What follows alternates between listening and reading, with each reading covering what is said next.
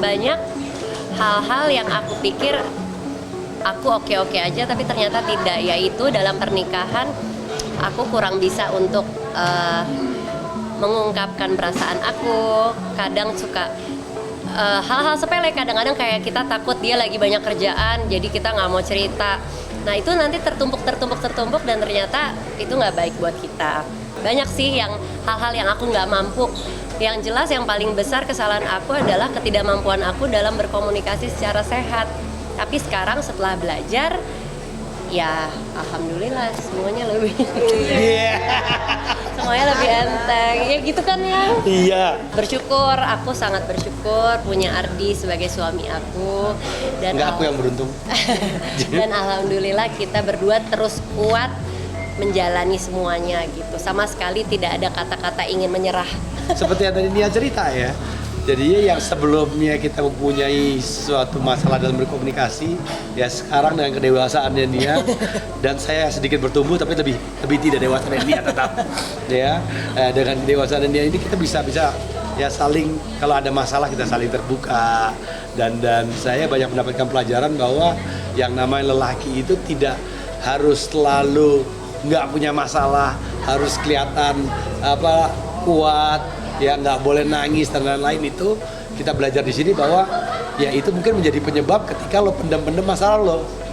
Nah jadinya banyak belajar di sini, tapi ternyata ketika kita dapat sharing apalagi dan mempunyai kepercayaan itu, ya itu semua menjadi jauh lebih ringan. Mungkin nih kayak jawaban klise bekas anak rehab ya.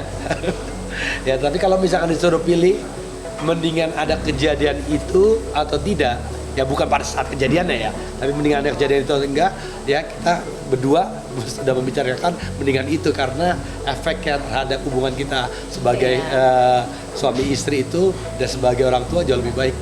Pernikahan kita mengalami pendewasaan banget ya. Ya karena kan pada saat kejadian itu Ardi tidak ada di situ. Dan dia sebagai seorang laki-laki sebenarnya ada pilihan untuk nggak usah datang dan lari ke luar negeri itu bisa gitu, karena dia tahu juga nggak dicekal. Sebenarnya untuk pilihan untuk dia untuk tidak mau susah sama-sama dan menjalani konsekuensinya bersama itu juga bisa dia pergi, tapi dia memilih untuk tetap datang dan bertanggung jawab atas semuanya juga sama-sama gitu. Komentar semua orang kan tidak akan terfilter tuh setelah aku udah membuka diri seperti ini, tapi kan itu udah dipikirkan dari awal pada saat memutuskan untuk mempunyai buku gitu. Ya nggak apa-apa lah orang-orang berbicara gimana, mungkin ada beberapa dari pendapatnya mereka bisa kita jadikan pelajaran juga buat kita gitu. Jadi kita dengar aja secara hati terbuka.